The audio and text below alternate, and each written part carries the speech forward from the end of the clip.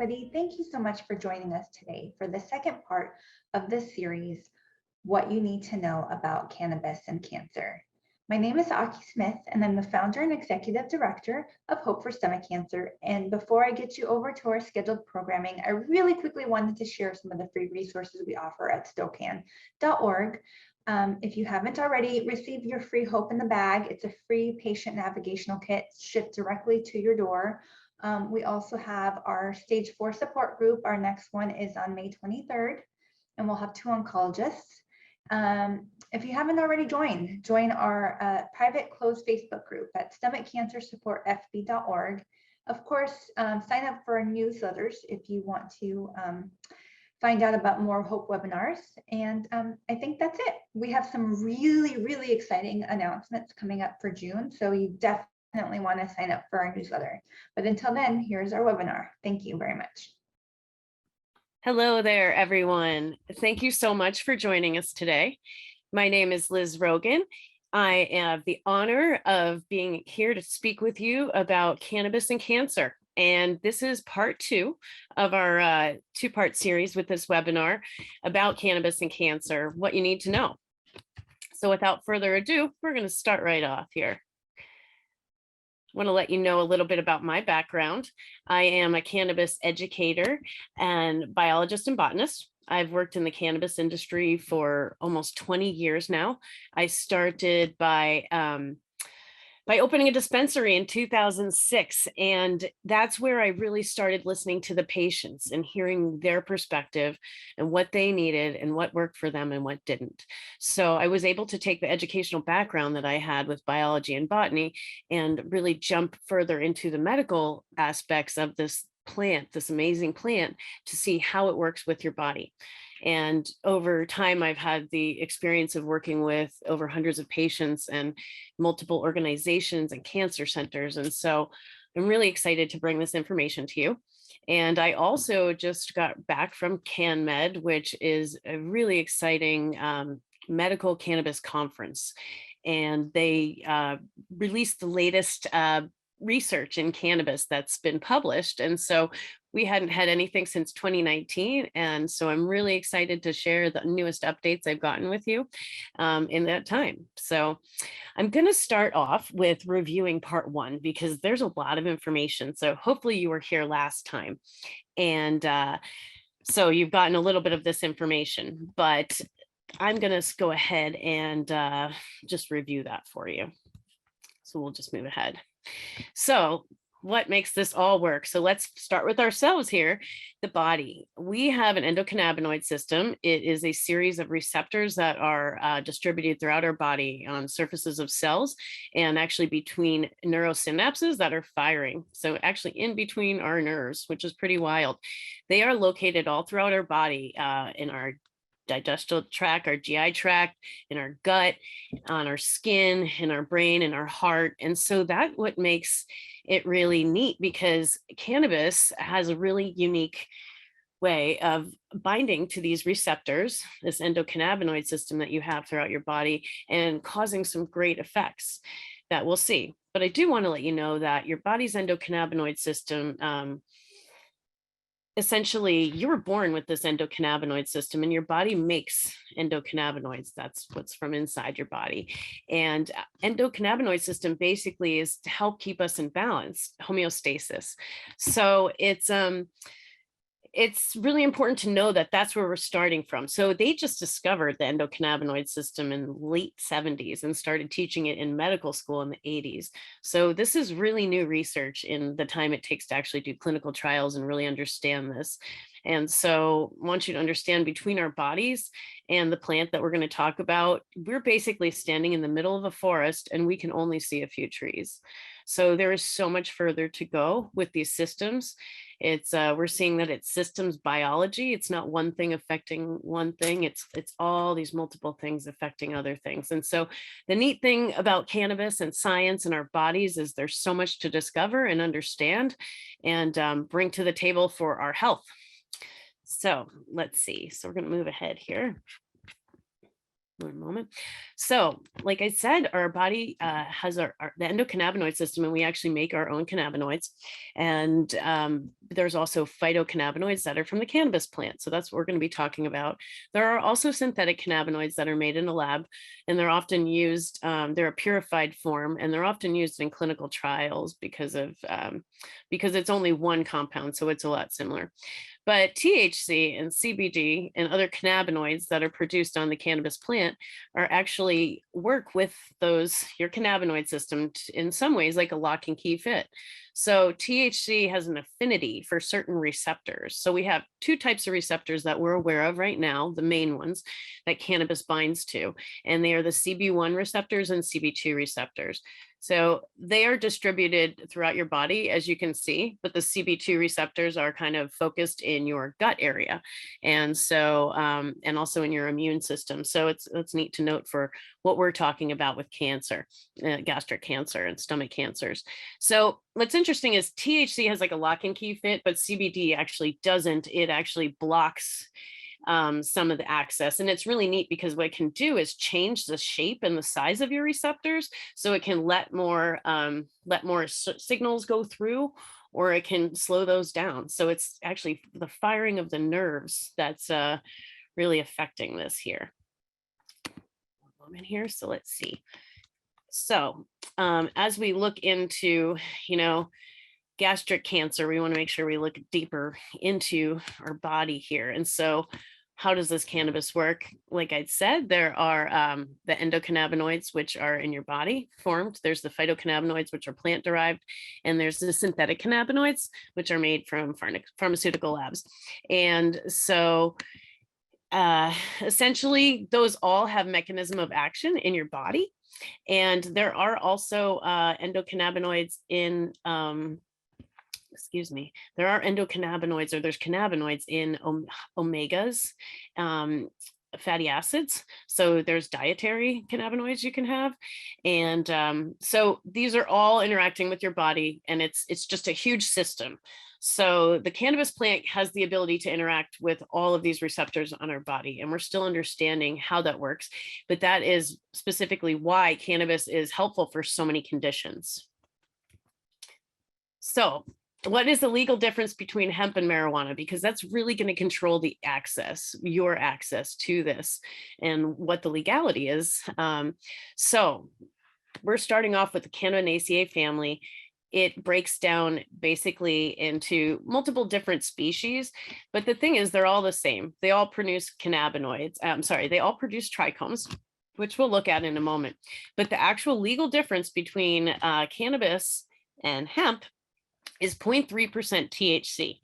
And that has no bearing in scientific literature. It was actually arbitrarily picked by a study in Canada, and then for some reason adopted to the United States. So it's not that 0.3% THC is like this threshold that really makes a huge difference, but it makes for your body, but it does make a huge difference legally, whether you're breaking the law or not. So hemp right now is a legal agricultural product with the Farm Bill, which was passed in 2018. It made it legal to grow hemp and set up a system for farmers to grow and distribute and sell that in the United States. Previously, you were not allowed. There was only one place that could grow hemp, and it was for research. And so that was banned in the United States. Any hemp and hemp seeds that were brought in were actually from overseas. So now we can grow it here, which is great. And then hemp does have less than 0.3% THC. If that plant is growing in the field and it's hemp, and then you find it and you test it and it tests over 0.3% THC, like say it tests 0.5% THC, that is considered hot hemp, and that is now considered cannabis. I'm using the word cannabis and marijuana because marijuana has a lot of discriminatory history background with the word. And so cannabis is more the correct word for medicine. So that's what I'm using here. And that helps distinguish between hemp and cannabis here. With hemp, you have male and female plants because you want seeds. Hemp's grown for a lot of reasons. A lot of times agricultural production.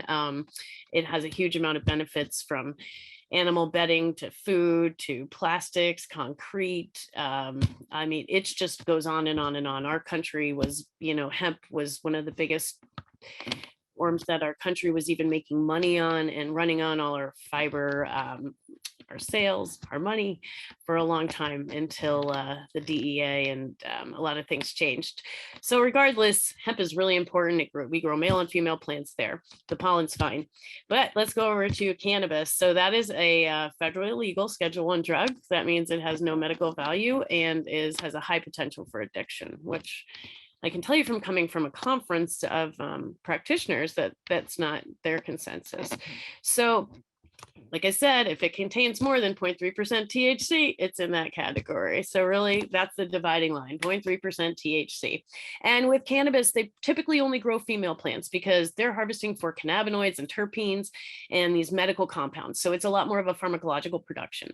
So kind of gives you, that's a big difference because in where you live, you may be able to get hemp-based extracts and you can order those online. Whereas cannabis, anything that's over the 0.3% THC, you can't ship state to state. It's not legal, and it really depends on what the laws are in your state. So let's look at these cool trichomes. So on the female plant majority, but they also do grow on the male plant. They're called trichomes. So if you look up really close in this picture, you can see they're kind of interesting. They look like a stalk with a bulb on top, and they're basically full of oil. It's all these sticky oil residues, and that is a blend of cannabinoids, terpenes, flavonoids, alcohols, esters. And the plant actually created this for itself to defend against pests and disease and other things. So the plant created these compounds, and it actually creates different compounds in reaction to different environmental factors. So it's kind of neat. But you can see here that the trichomes are basically on the female part of the plant, which is the bud. And that's the female sex organs. They're hoping to be pollinated.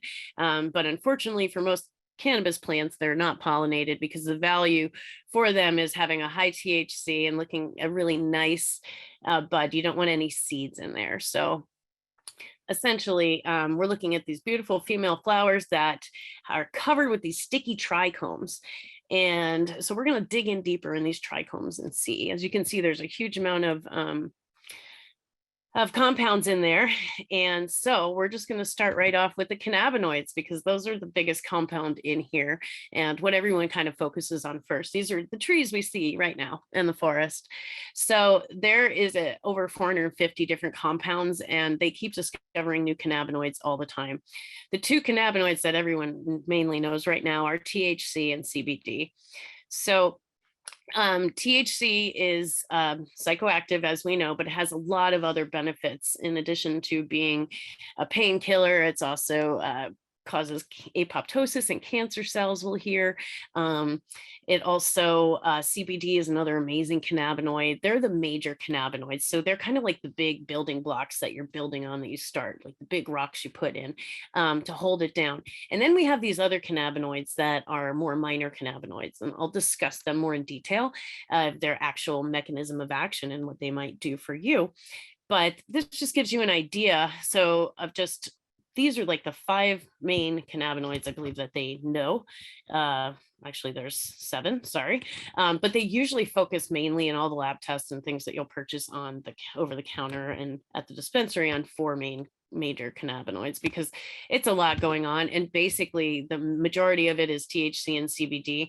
We're finding these CBC, CBG, other compounds in it in like minuscule percentages, like 0.002%, whereas like THC would be 20% or something like that of the actual product. So we're going to start right off now looking at the cannabinoid acids because that's where we start. We start at the plant. So it's kind of neat when those trichomes are on the plant, they're containing all these cool all these cannabinoids, but they're actually in an acid form, so they're raw. So it's really neat because that acid form of these cannabinoids has a lot of benefits for people. And if you have THCA, which is THC acid on the plant, it's actually not psychoactive. I'll explain why. But the point is, these are all these compounds are on that fresh plant, and that's where it all starts. And these are acid forms. So they actually have to go through a process of decarboxylation to become activated. So these have major medicinal benefit. And this is where pharmacology is really looking at trying to understand more and isolate these compounds. The challenge is, like, it's really hard to keep something raw for a long time because it changes. It starts, those trichomes start to actually degrade over time and deplete, like they deflate. And so it's like anything, it's an agricultural product, it's natural, it breaks down like fresh juice. You can't just keep it. So that's been a real challenge. So 2 years ago, Raphael Mechoulam had this big discovery that they could chemically add a methyl ester onto it and stabilize it. So the cool thing for patients in that is that that allows them to use THCA as a medicine for patients, so they can add higher amounts of this THC into their body for the benefits without the people getting the psychoactive effects, because often that's the challenge you're balancing out. So we're going to talk about decarboxylation because I just mentioned that a few times.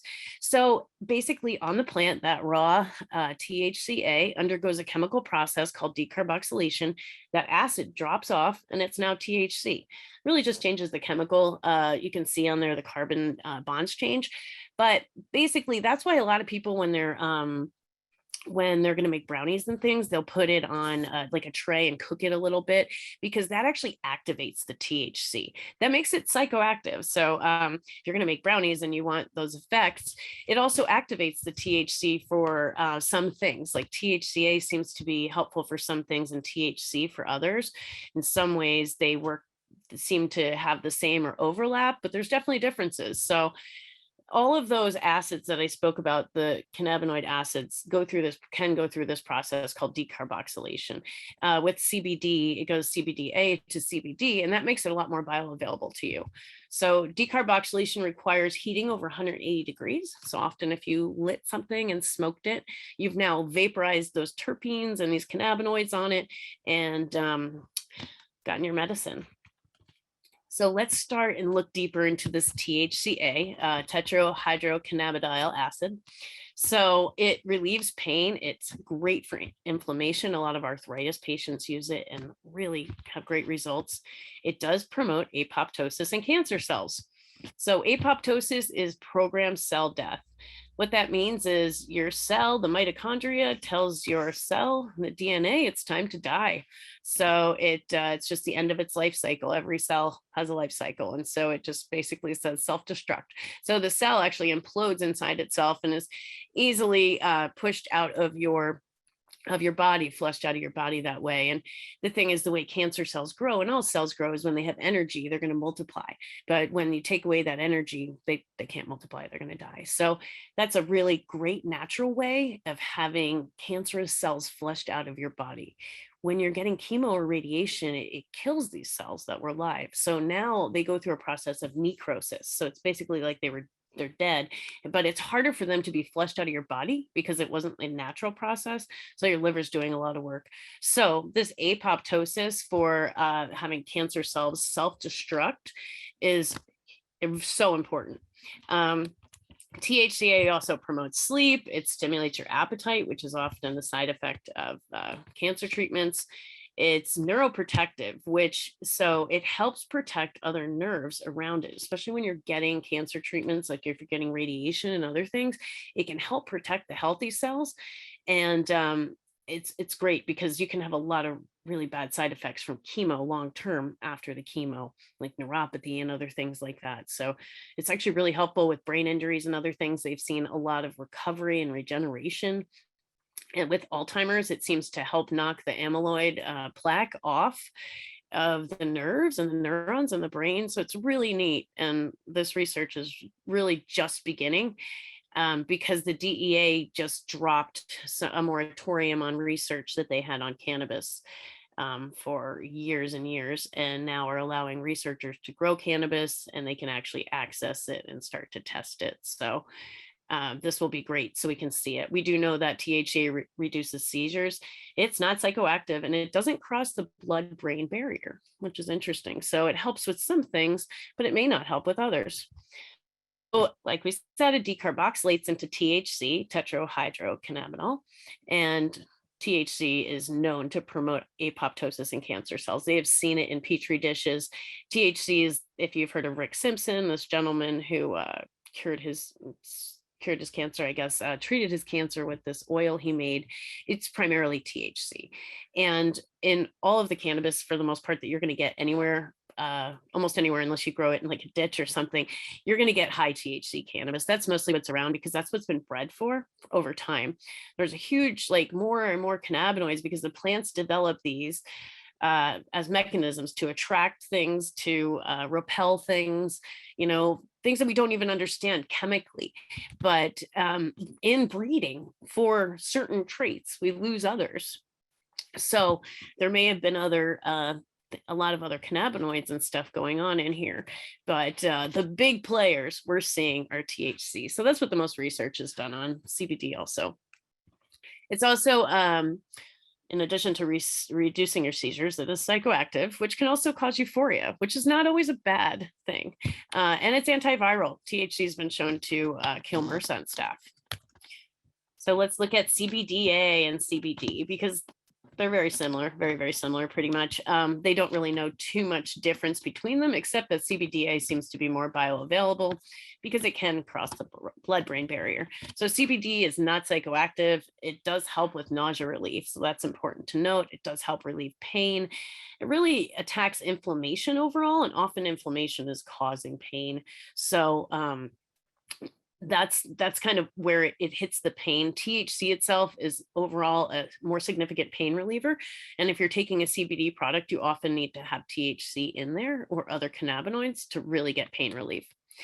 So it also inhibits further tumor growth. So CBD works great with THC. They're like best buds. So when they go in there, the THC basically, is creating apoptosis guns on these cancer cells. And then CBD is holding it down, putting the guards in, and no further tumor growth is coming in. So basically in these areas, so they really work well together, and CBD mitigates the psychoactivity of THC. So that is really important too, in balancing out. So you can get more THC to create more apoptosis, but you also are kind of trying to reduce that psychoactivity.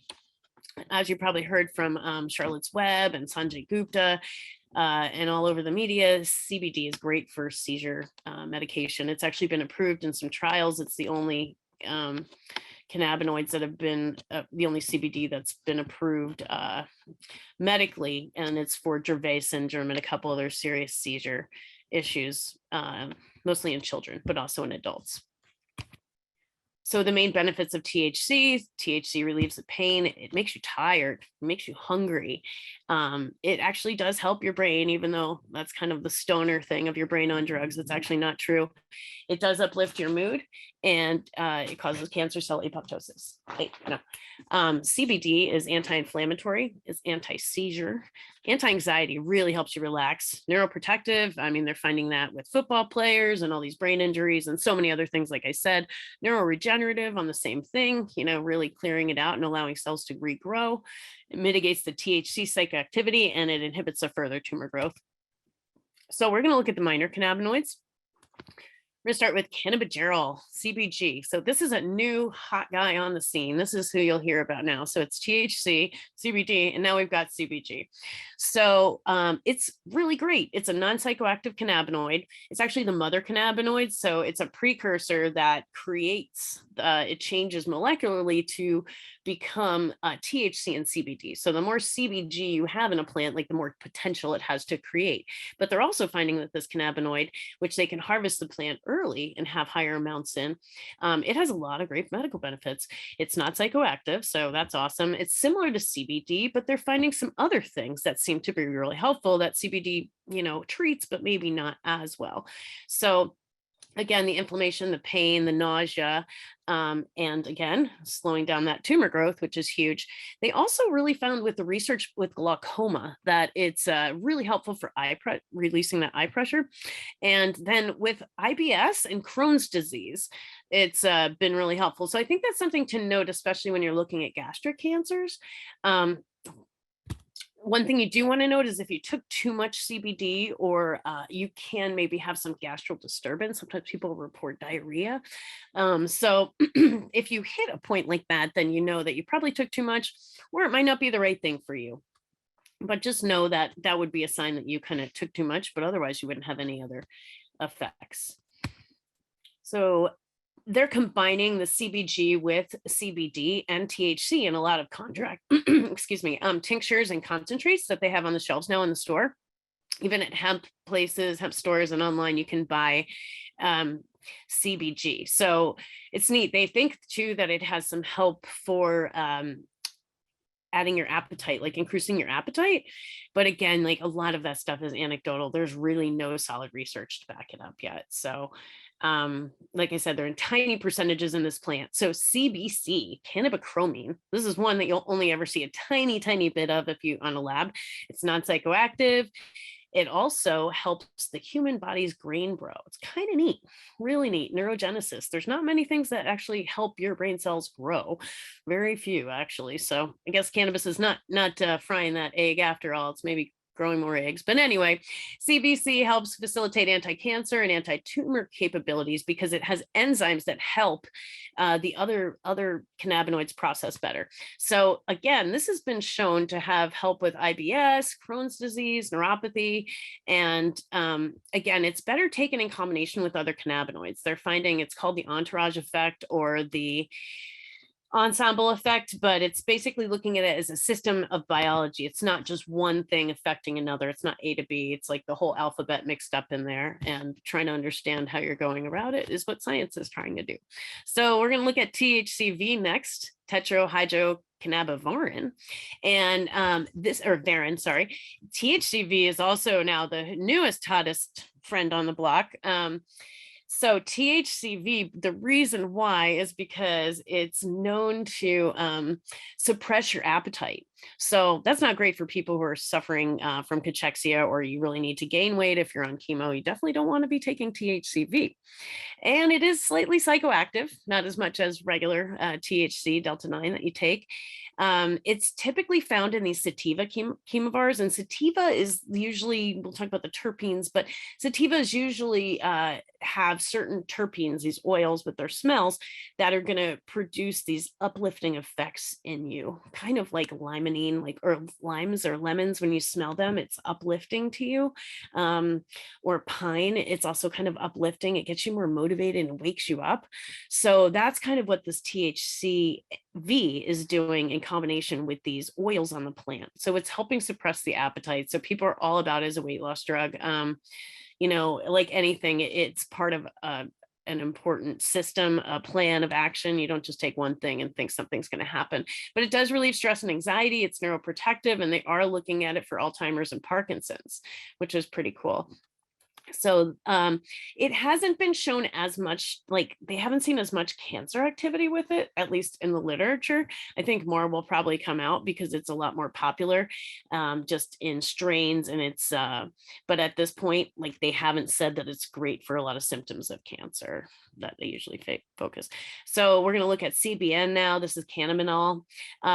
This is a mildly psychoactive component found in cannabis. It's from THCA. It's basically when it breaks down. So if you have the old cannabis, like it smells nice and fresh in the beginning, and then if you've had it in a bag for a long time, or you open it up and it kind of smells like pickles and vinegar, that's mostly CBN, because that THC is oxidized and it's converted into this different cannabinoid. And CBN has a lot of great benefits. Actually, it's not just a bag of old stinky weed. It's great for sleep, and it's great for sleep in combination with THC. It's not by itself. It's really helpful for anxiety. So if you're having a panic attack or something, CBN is great to help you relax. It also helps with pain by regulating the immune system. It's also supposedly helpful for Crohn's disease. There's not a lot of research on that.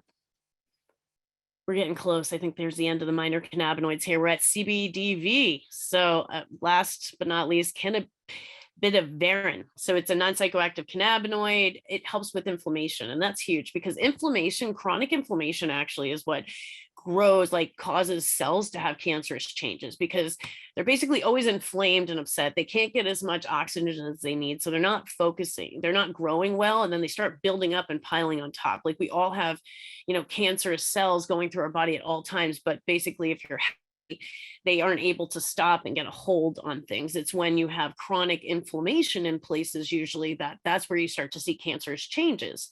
So often as people, we don't notice these little signs ahead of time, like with gastric issues, you could be having heartburn or other things, and you don't really think that much of it, but those are actually warning signs for us. So anyway, CBDV may help eliminate nausea, which is great for treating treating cancer.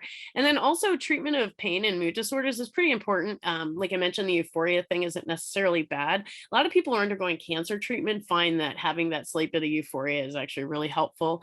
It's very depressing, I'm sure, and hard to get through, just a big mental thing. So it's important to keep your mind, healing with your body and positive as possible. So, okay, we're on to terpenes, another component in that trichome. And terpenes are fun. They're not as complicated as the cannabinoids, because they're kind of follow your nose and there you go. So they say if it smells good to you, it's often good for you. So follow your nose on this. So cannabis has these odors in it. You probably noticed cannabis smells before. It might smell skunky, might smell like strawberries or pine or pepper, but basically those are terpenes that you're smelling. The cannabinoids have no smell whatsoever. So the terpenes are volatile oil compounds. They're usually in combination. There's not just like one. It's not like, oh, we just have linalool. Linalool is one that's high in lavender, but it's a blend of oils. And that's why you'll notice that different lavender strains smell different. And you might find one that's more attractive to you than another.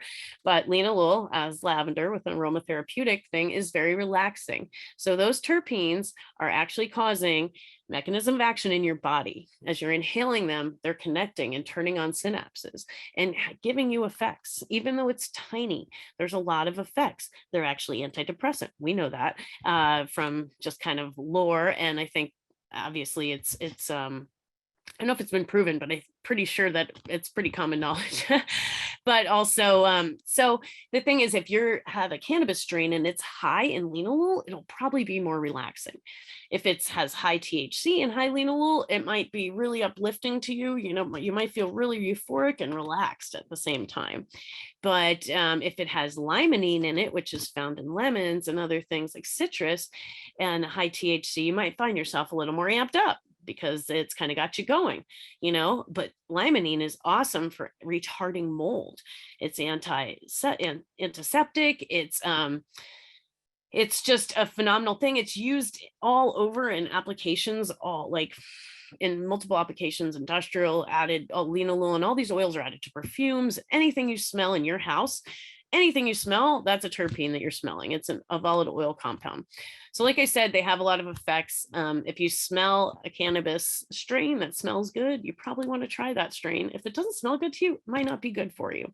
But these terpenes all have a lot of effects, like especially when you walk into a pine forest, you feel like you can breathe.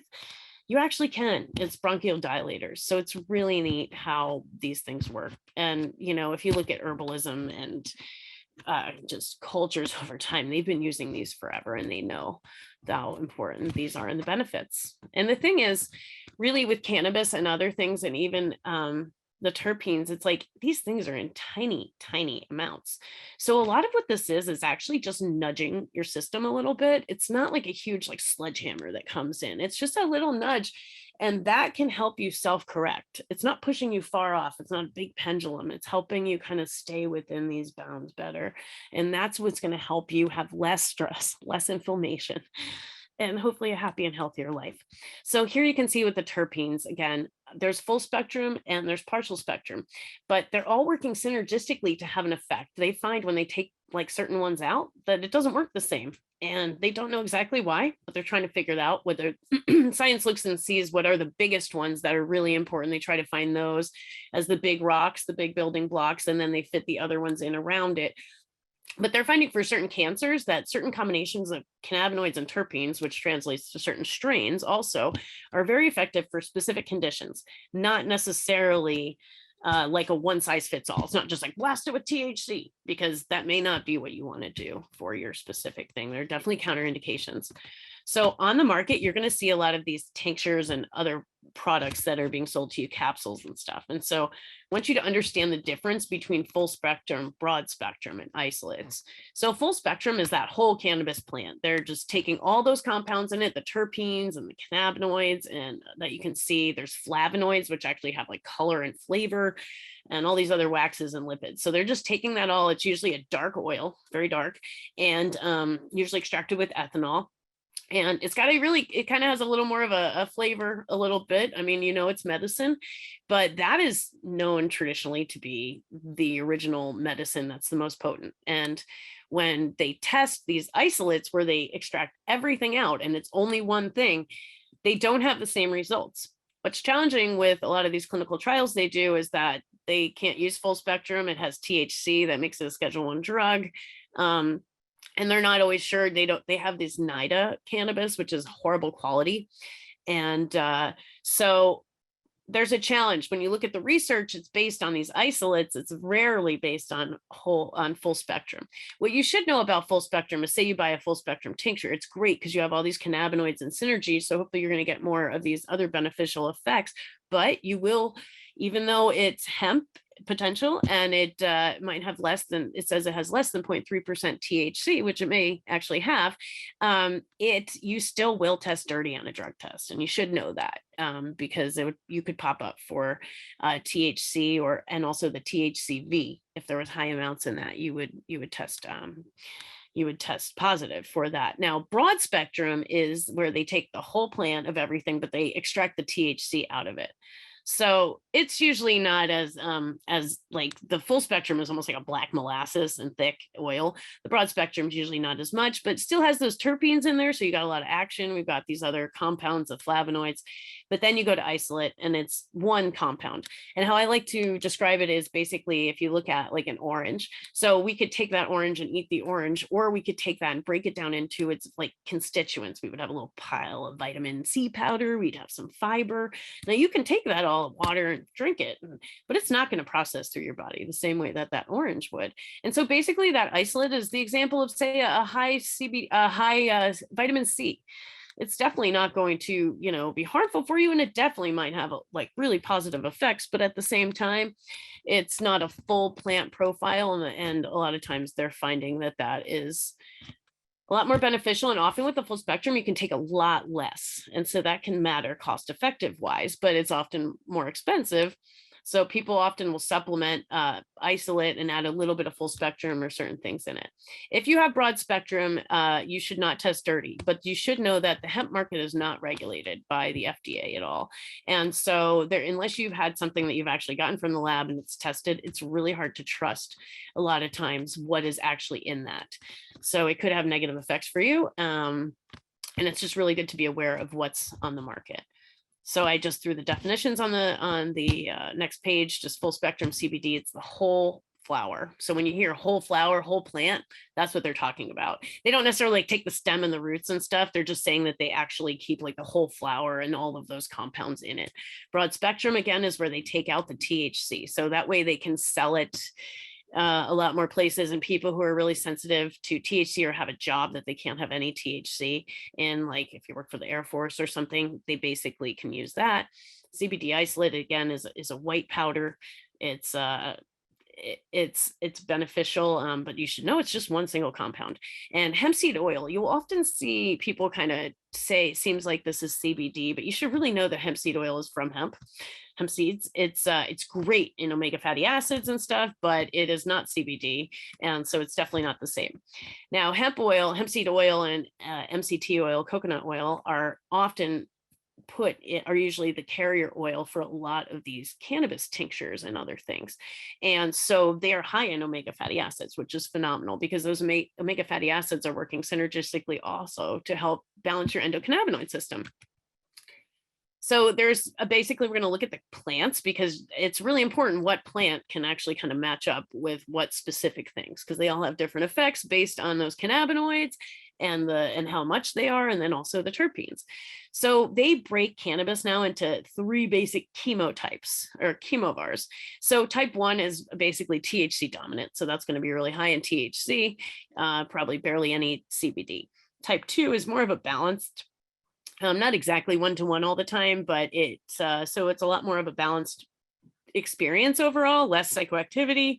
Often for cancer treatment, one-to-one is one of the most common, and especially for chronic pain, because you're maximizing both of those compounds, and the THC and CBD, they're working great together. And that's typically the cancer, either one-to-one or higher THC. CBD dominant in type 3 is usually for, it helps us so much with anxiety, and it's great for inflammation. A lot of times people are on a CBD dominant oil or other things when they are in remission. So they're just using that to kind of keep everything at bay. It's phenomenal for so many other things, like for your GI tract. A lot of people find balancing with that. I mean, we do have brain cells in our gut. So, I mean, it's that gut brain connection. It's the endocannabinoid system. So chemovars is the traditional thing. Like I said, they now call them cultivars instead of strains, but there's certain cultivars that work better for certain things. So you'll notice sometimes that one cultivar could be in two different categories. And the thing is, even though it's the same exact strain, when things are grown in different environments, those epigenetics have effects on it. So if it's grown in an area that it's really, I'm trying to think, I can't think of an epigenetic factor, but basically, I guess if like insects came in, they could lower the THC value in that and other things like that. And so they basically have effects. Like if I grow a cannabis plant in California and I grow it in Maine, they're definitely different, and it's not the same environment. So certain things thrive in certain areas. Sometimes those terpenes and cannabinoids will work great for you. There's a lot more high CBD strains in the market now. What happened was, for a long time, everyone was breeding for high THC. So like CBD didn't have value. Then all of a sudden CBD had value, but CBD can be extracted from hemp, and that's a lower quality CBD. And so especially was imported from overseas, a lot of it from China. And cannabis is a bioaccumulator plant. So it takes out the toxins in the soil and goes right from the roots to the shoots, right into that bud. So there was a lot of concerns about CBD contamination. It's a white powder getting shipped from China, not being tested along the way. And so, there's a lot of skepticism there. And if this is something you want to take as a patient, you don't want something that's loaded in heavy metals or pesticides when you're trying to maintain your health and heal yourself. So now on the market, there are a lot more high CBD strains. They have value. They're grown in a pharmaceutical grade way, like a cannabis plant. And so they're not just they're not conventional hemp industrial products. So here's just a list of some strains that might be helpful. This is from gastric and esophageal cancer patients. Actually did a survey, and these were strains that they recommended themselves. So this is stuff I'll share with Aki so you guys can see this, but it just might be interesting for you if and then these are symptoms, obviously, that's not like for weight loss, that's to help address weight loss, but it's really helpful. So how does cannabis help fight cancer? We know this after listening to me for a while here. It causes apoptosis, that programs cell death. It protects the healthy cells. It's anti-emetic, so it helps with that nausea and vomiting, helps you relax, which also helps you sleep better, and helps with pain management, which helps you sleep and relax a lot more too. So often just taking the edge off can be huge. Cannabis may not be this, cure-all that's going to come in your life and change everything, but it can help. And a lot of it is increasing your quality of life. And you can't look at one thing often to come in and change everything. It's part of a whole system. And I'm sure everyone knows about diet and exercise and your mind. So it's really important that that's all in alignment, or you're working all of that together, because that's what cannabis does. It helps bring that to your attention a lot more and have you focus on that. Because with cannabis medicine, a doctor can't prescribe it. He can only recommend it. And so what that means is he can't say, take 5 milligrams twice a day, because they don't know. They're learning. There's a lot of anecdotal information. There's some research just starting, but really, honestly, I thought I would get a lot more information from this amazing conference. And it was a little bit like, wow, we really still don't know, but it's starting. They're starting to do a lot of big studies on CBD and dementia and anxiety. So there'll definitely be a lot more information and dosage information coming out, but it's a real challenging area because there's so many compounds.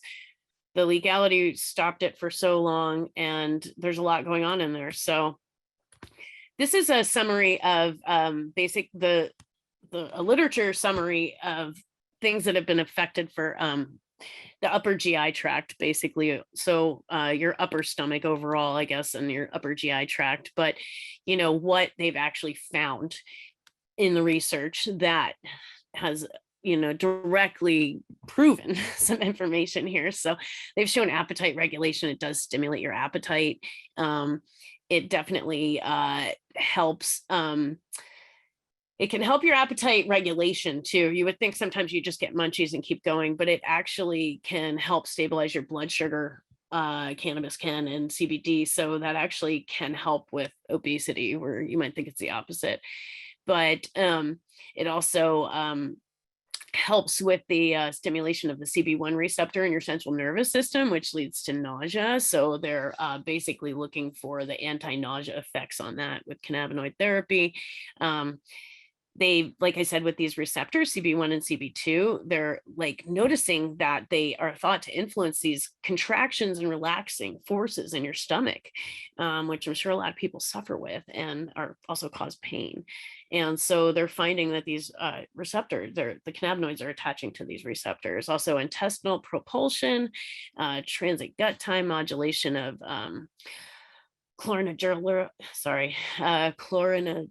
I'll skip that. And vagal stimulation of your upper GI tract. But also with inflammation being a huge issue in our guts, in addition to probiotics, definitely suggest cannabis or CBD, adding that in there, because it's not only medicinal, it's a nutraceutical. So it does help with gastric acid secretions. It's inhibited that. And again, more inflammation, in mitigating that inflammation and mucosal damage with GERD. A lot of effects on the lower esophageal relaxation, helps with anti-inflammatory with reflux disease, and the CB2 regulator downregulates inflammation. And so the thing is, your receptors, like these cannabinoids, are upregulating or downregulating these receptors on your body. They're, like I said, with the CBD is connecting and the THC is connecting and the CBD is blocking. So they're regulating this. They're kind of like the guards who are laying in and out, and traffic guards here. So they work together. Now, science is still learning, sometimes is being upregulation in this area a good thing? And we think most of the time it is.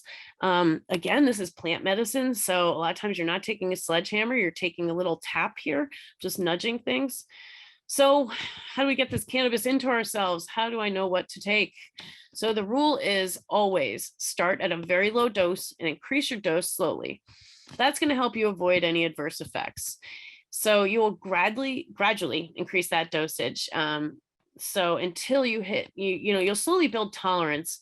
If you feel like a little psychoactivity in the beginning, once you continue taking this, it's kind of like the first time you take, I don't know, but basically once you keep taking this, it'll increase a little bit. You'll be able to take a little more so you can get some of your desired effects without feeling any adverse effects from it, like psychoactivity or other things.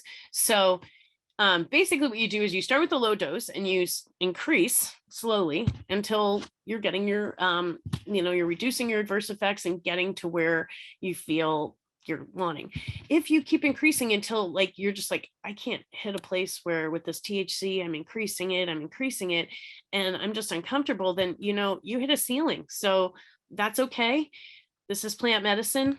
And you just know that you start down or you try something different, combine different cannabinoids. Unfortunately, that's not an exact science here, but the goal is to have the maximum effect from using the minimum effective dose. So you don't want to be taking like mega doses of things that you often don't need them. Your body does not need very high doses. Some people do when they're fighting glioblastoma and certain cancers, but that's really overall something you would be working with doctors on at a very high dose, sometimes using suppositories and other things to get that amount of THC into your system, because it can definitely make you very uncomfortable with psychoactivity at those doses.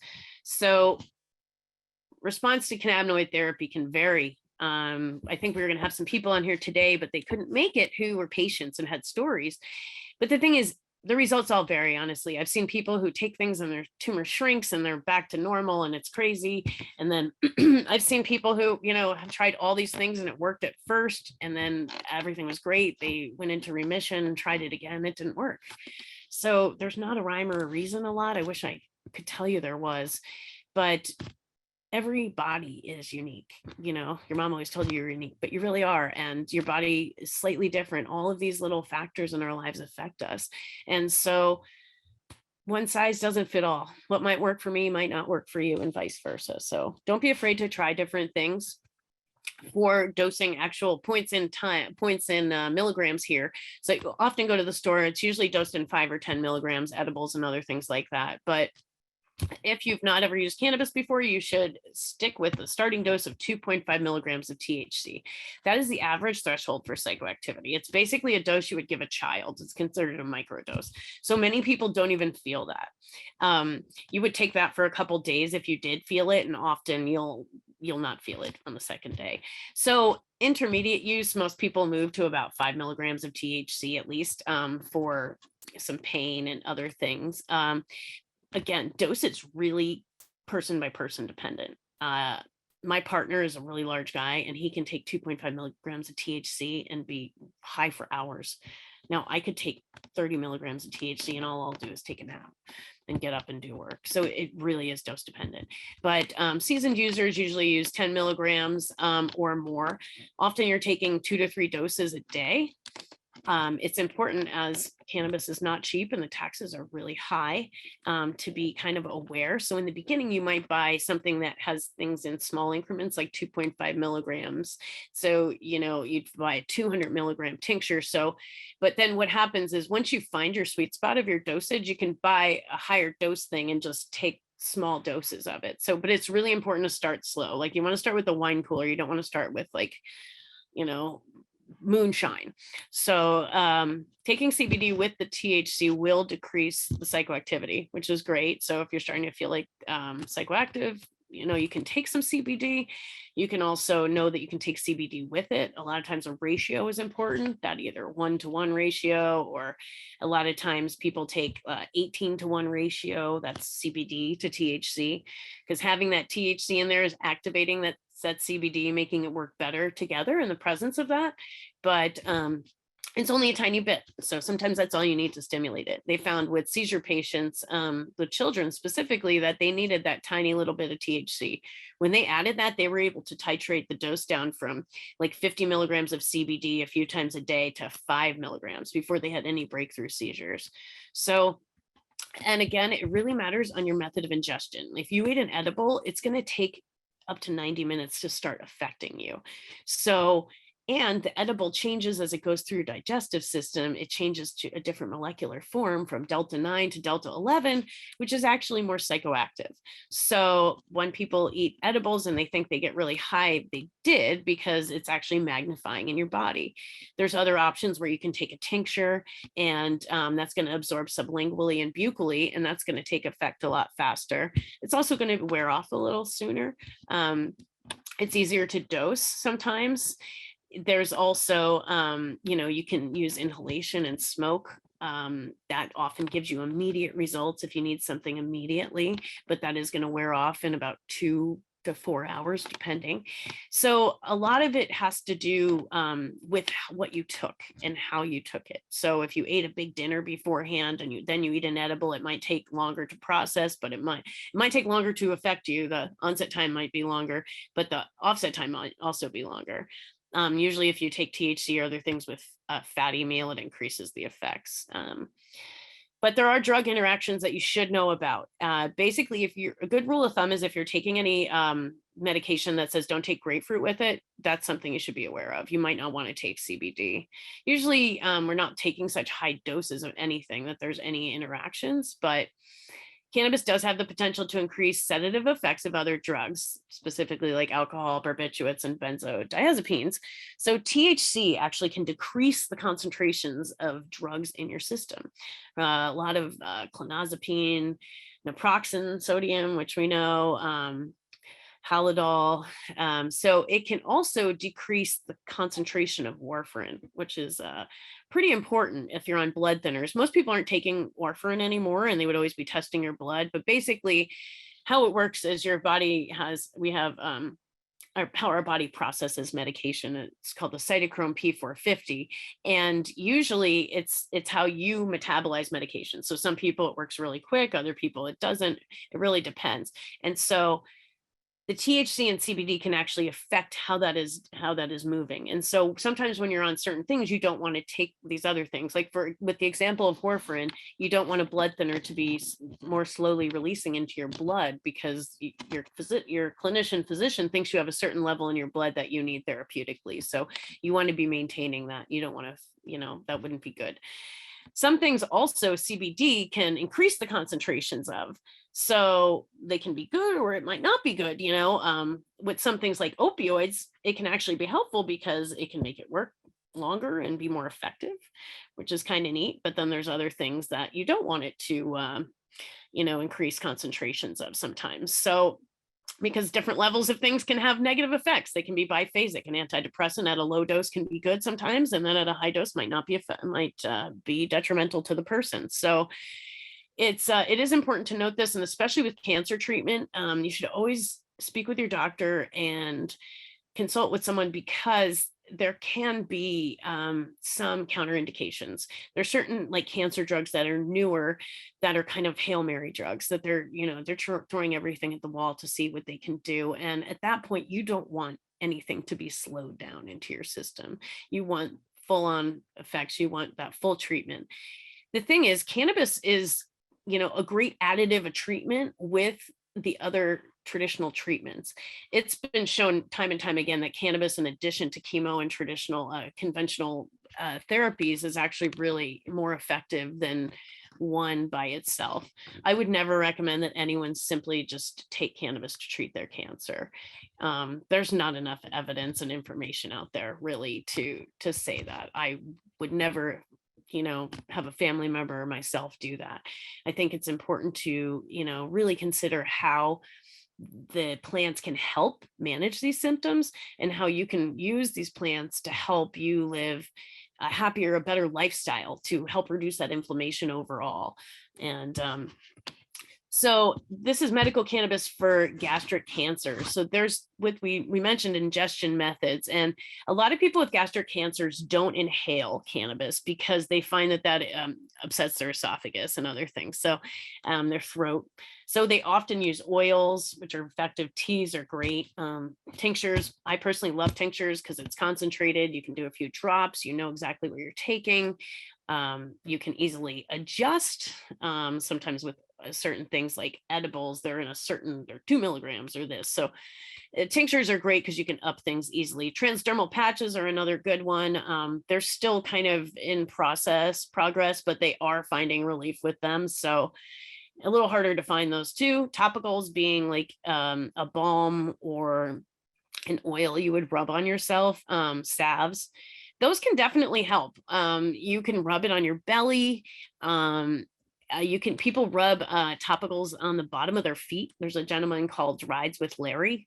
He's on YouTube and he has Parkinson's, and they rub the cannabis oil into the bottom of his feet, and it stops him from having an attack and shaking. It's phenomenal. And even with some children, they actually put the oil in their belly button, and kind of let it sit in there and like massage it in. But that's actually, it does absorb through the dermis. They're not really sure how, but suppositories are out there. Also another great way of treating cancers that are below the belly button. It's not like anyone's first choice usually, but often we're not going with our first choice when we're dealing with cancer, period. So suppositories are great because it bypasses that whole digestive system and you're getting it right into your bloodstream.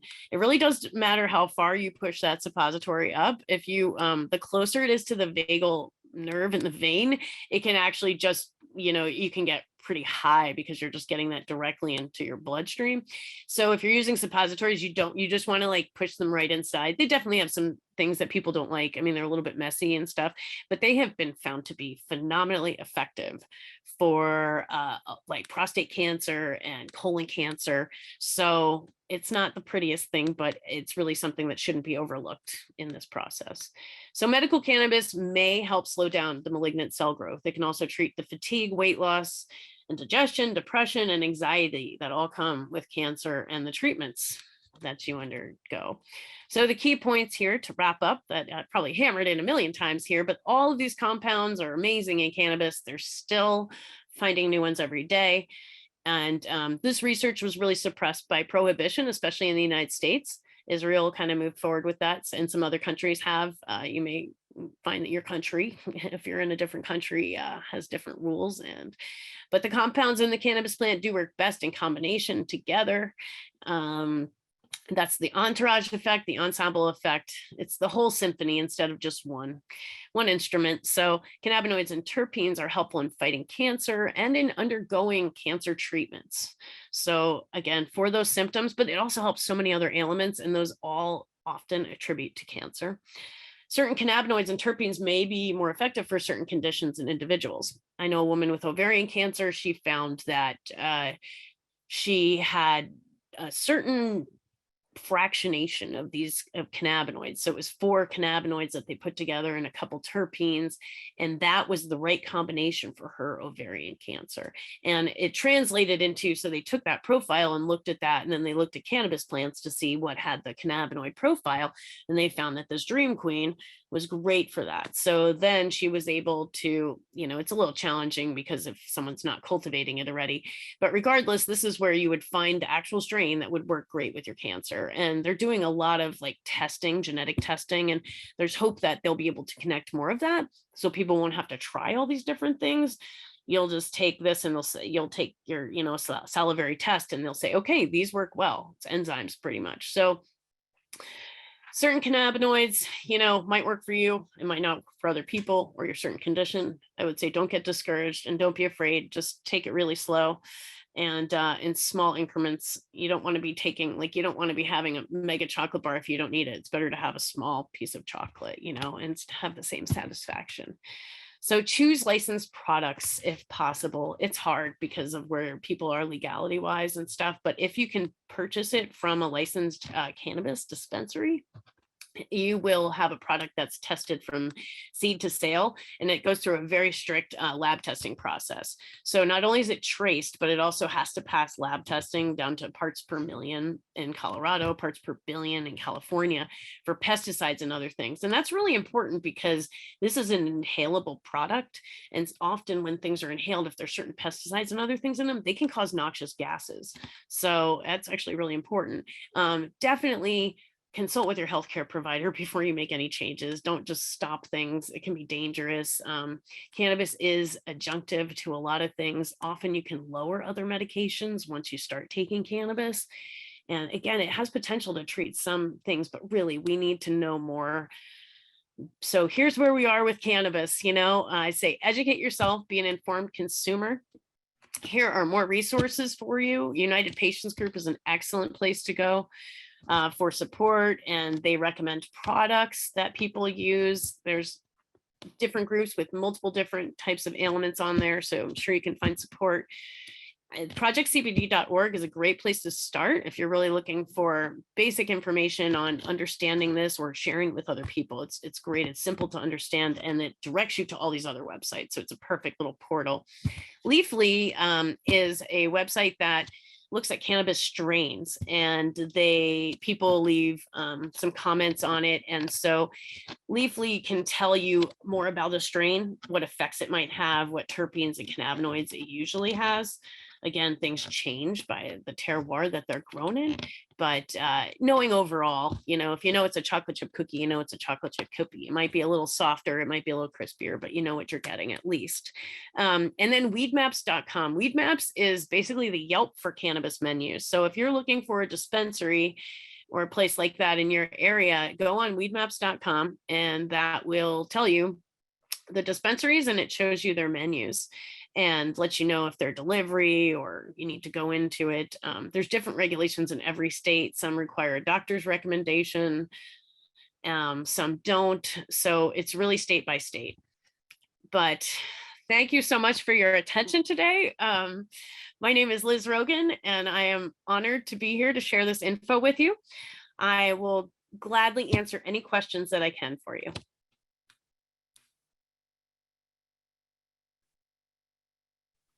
Thank you, Liz. We have several questions that have come in through the Q&A box here. Oh, I'm happy to go ahead and start reading some of them to you if you'd like. Sure. Okay, we have one here says, thank you for the great webinar. Have you come across any research or info for CBGV or CBGVA? Thanks.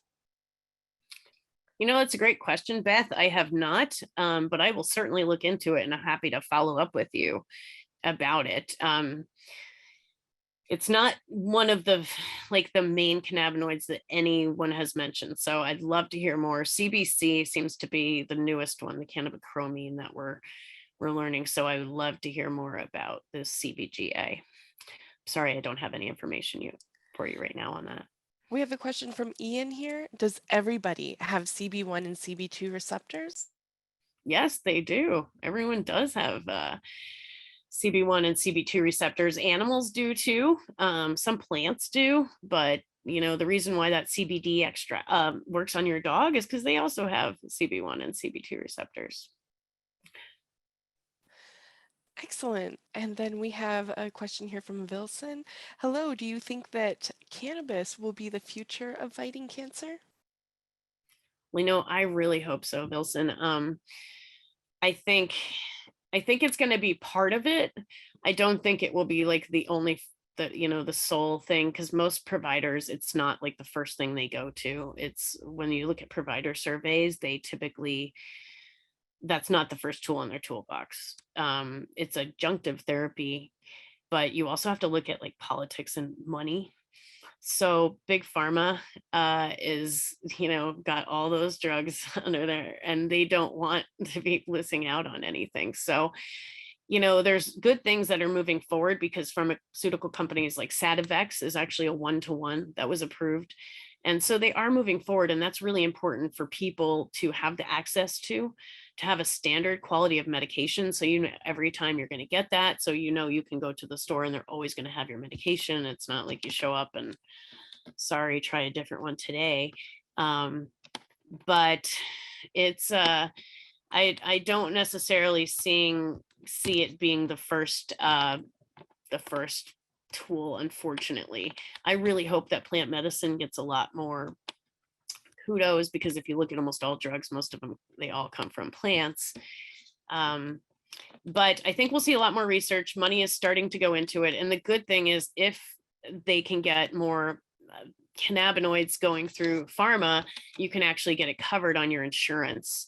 And a doctor could actually prescribe it for you more. So that would be really beneficial for patients, because a lot of times these products aren't covered by your insurance. And there's the system overall, the states and other things are really taxing them. If federal legalization, when it goes through, they're looking at a 25% tax on it. I mean, so unfortunately there's some discounts for patients, but there's not really. And often those are the people who really need it. And it's challenging, but there are more programs where they're trying to provide it for people. So if there's things that anyone needs like that, please reach out to me. I'm happy to connect you to resources. Great, thank you so much. I have another one here. Does cannabis help with peritoneal carcinoma from gastric cancer? It definitely can. Again, it's basically kind of, you have that like kind of palette, a paint palette, and you've got your primary colors. And so for yourself, depending on what your preferred and potential methods of ingestion are, you would really want to start there, because it's like, that's what's gonna, it depends on the actual symptoms that you're facing at the time. So, whether it's pain or your cancer's growing, or, other things like that, essentially, it's kind of like, you don't have like a blanket answer for that. It would have to be more personalized. Okay, great. I have another question here. Are any of Rogan's products available to be exported to Australia, or can you suggest any sites that may? No, that's a great question. I don't know about Australia, but I do have some, I will find out for you. I know some amazing, I just was talking with a doctor in Maine, Dr. Dustin Sulak, and he's phenomenal. He's been doing this research with people like one-on-one for a really long time. People were basically bringing him tinctures that they were making, and he just, because he didn't have any other way to test them, he made a lab in his office so he could see what was going on. Because if somebody came in and said, this works for me, he wanted to know what it was and what they were taking. So his products are called, his whole thing is called healer.com. And I just had the pleasure of trying them and talking with patients who tried them, and they took part, their products were in a big, one of the first case studies on CBD products and anxiety and depression. And they ranked one of the top. And he also provides these minor cannabinoids and whole plant form. So I would really recommend healer.com. I have a code on my website that is, I think $30 off the first time. And then I'll have another code soon that'll, you can get further discounts on continuing. So I'm happy to share that information with you. And I am pretty sure it's on my website. If not, it will be soon. Thank you, Liz. I've also put it in the comment section here. It's actually healercbd.com Thank with you. the coupon code FIRST30 for 30% off any CBD, CBDA, and CBG products.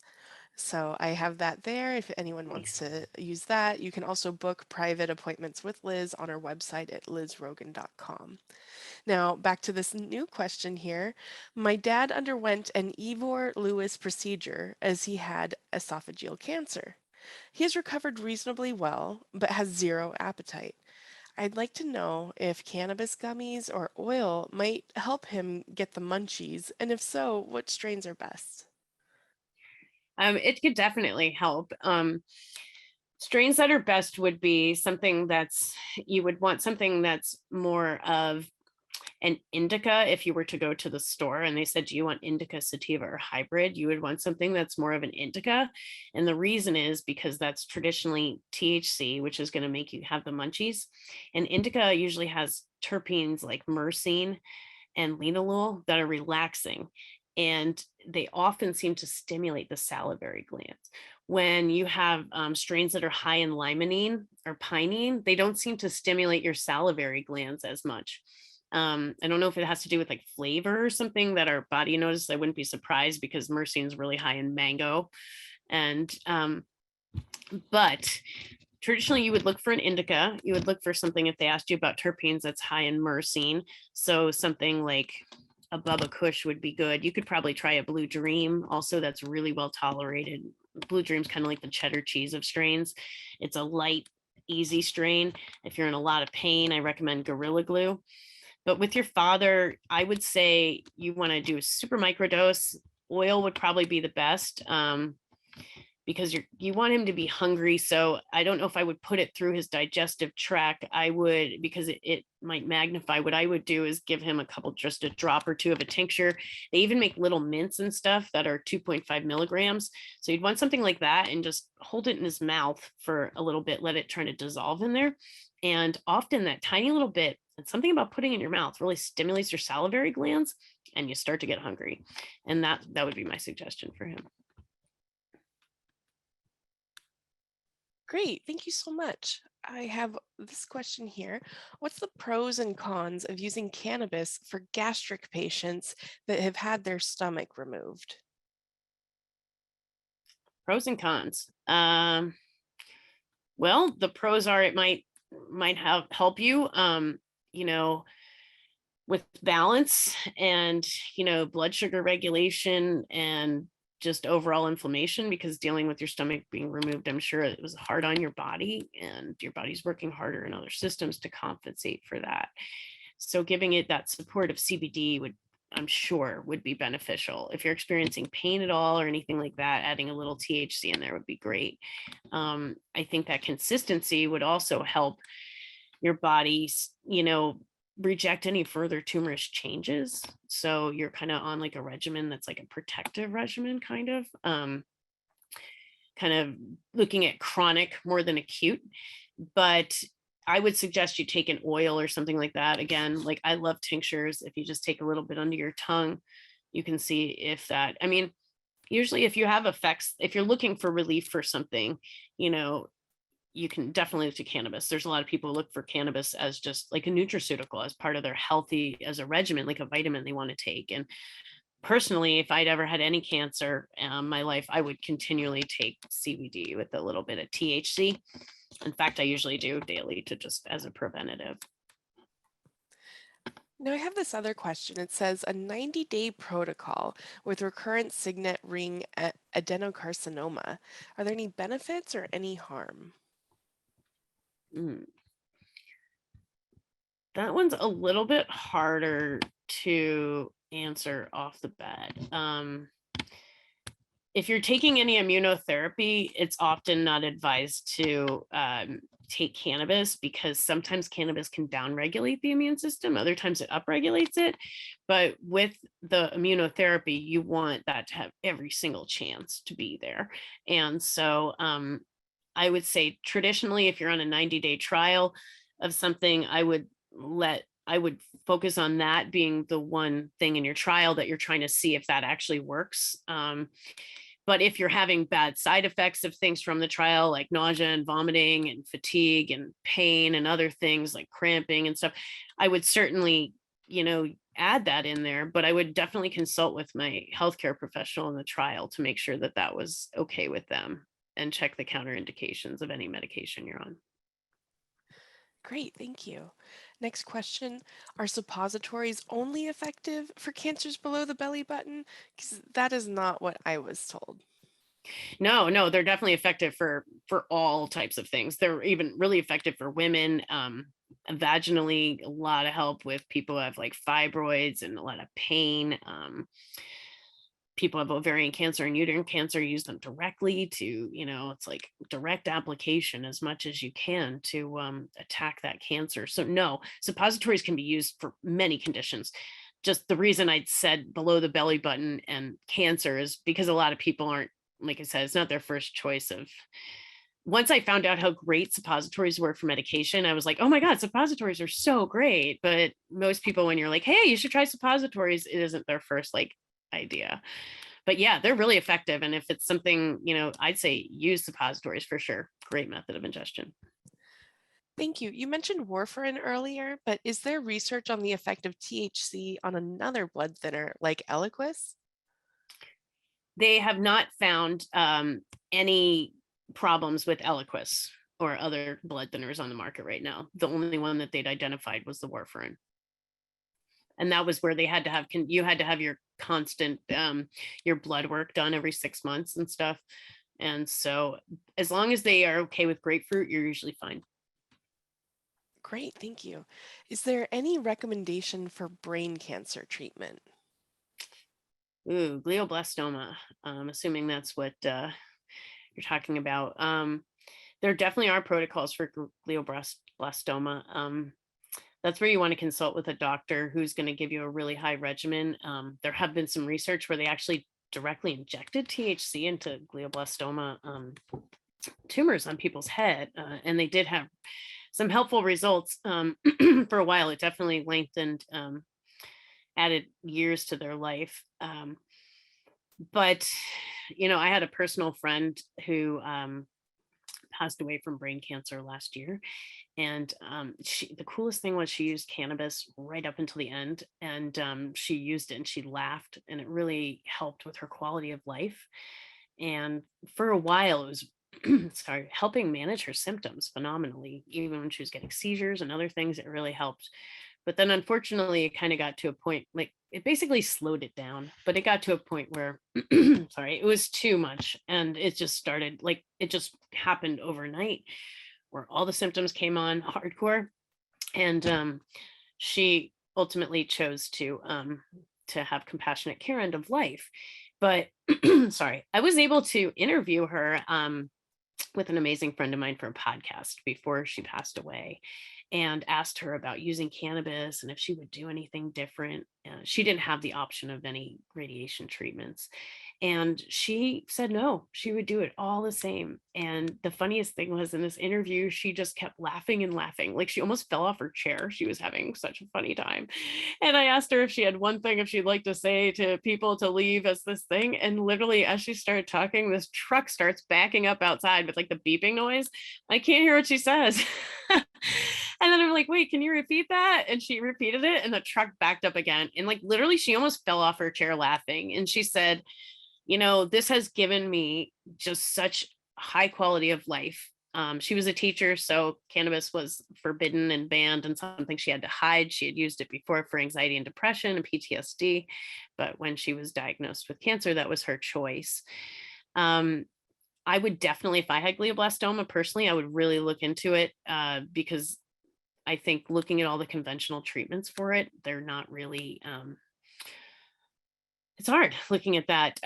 But cannabis conjunctive to it is great. And I'm happy to refer you to some doctors who do work with that. You should know that basically when you're dealing with glioblastoma, you're taking doses of they start you on doses of 300 milligrams of THC. So it's extremely high doses. And a challenge with that is sometimes the adverse effects, because you can be incredibly high or, dizzy, and you don't want to be doing that, so much. You want to be enjoying your life. And so there's the balance with that. But I'm happy to give you some information. If you'd like to just drop me an email, I'll gladly give you information on where to go with that. Great, thank you. I have one question here. What's your take on mushrooms and cannabis? The benefits from using both together. I think they're phenomenal together. I think that they complement each other in plant medicine. I just attended this amazing seminar about the genetic code of psilocybin and mushrooms and cannabis. And it's just amazing how they work together and signaling. And I really think that putting these multiple plant medicines together is really truly going to provide us a lot more healing. Other herbs, but definitely with mushrooms and a lot of the amazing mushrooms for immune support and other things like reishi, cordyceps. There's so many good ones. So they're only going to help improve your health and balance out your endocannabinoid system, which will help lead to further increased health, and allow inflammation to go down and areas to breathe and regrow healthy cells. Thank you so much. We have one final question here. It says, thank you for the webinar. Does smoking marijuana have a similar effect than the products, including certain extracts? Certain effects than the products excluding. I think they're asking if if smoking cannabis has similar effects to the products you can buy in the store. Oh yeah. So smoking cannabis, because it's inhalation, it has definitely pros and cons to it. Obviously the limitations of where you are and people maybe being around you and certain things legality wise, being able to smoke cannabis or vaporize it is definitely, if you're going to be inhaling cannabis, I highly recommend that you use a vaporizer. It's just better for you overall. You don't want those carcinogens in. It's better just for you. It's because you're actually just vaporizing the terpenes and the cannabinoids, which you would inhale instead of these other burnt plant material and stuff. But research has not proven any link between lung cancer, any mouth or throat cancers, and cannabis smoking. In terms of effectiveness as compared to saying a tincture or something, they are slightly different because you're going to inhale that and you should feel the effects within 5 minutes or less, usually within 15 minutes for some people. And then those effects will last so they're immediate. All of a sudden you're going to be medicated. You're going to feel that full effect. It's not sometimes it'll kind of creep up on you a little bit, but usually within 15 minutes, you'll be feeling those full effects of it. So then you're going to feel the effects for about 2 to 4 hours, and then it's going to drop off. And so it's great for immediate things. Sometimes you got some breakthrough pain, you need to eat really helpful for things like that. You need to fall back asleep. Now, a tincture, on the other hand, is going to work slightly different. So it's going to absorb through your sublingual or your buccal membranes in your mouth, and that's going to go directly into your bloodstream, which the cannabis, when you're inhaling it, it is also going directly into your bloodstream, to your brain, so very quickly. But the tincture, because it's just going through like a little bit more layers there than directly through your lungs and into your through your alveoli and into your brain, it takes just a little longer to process. So it's going in a little slower. So you probably may not feel the full effects of that for up to 30 minutes, but that tincture is going to process slower through your body. And it will basically, you'll have the effects for often 6 hours or a little longer. Now, certain people really like the effect of smoking, just the effect of the immediate onset, the flavors, and they don't feel that tinctures are the same for them. And that's really a person by person basis. But, you know, they're definitely both very effective. If I was treating cancer or other things, I would always use like an oil, because I'd want to keep that steady in my system the whole time. You know, otherwise you'd have to be smoking like a lot, and that may not be good for you. Especially, I'm not sure if you have like esophageal or gastric issues at all, you probably don't want to have like a lot of smoke in your esophagus, I'd imagine, or just like around that, your mouth maybe. But again, some people find that that is like their best form of medicine. That's what works for them. So if you do smoke, I highly encourage you to use a vaporizer. Well, thank you so much for sharing everything. We really appreciate all of your time and your extensive knowledge with everything. If we didn't get to your question today, or you think of more afterwards, you can feel free to reach out to her or schedule a private consult at lizrogan.com. I'd like to thank everybody for attending today, and I hope you have a great day.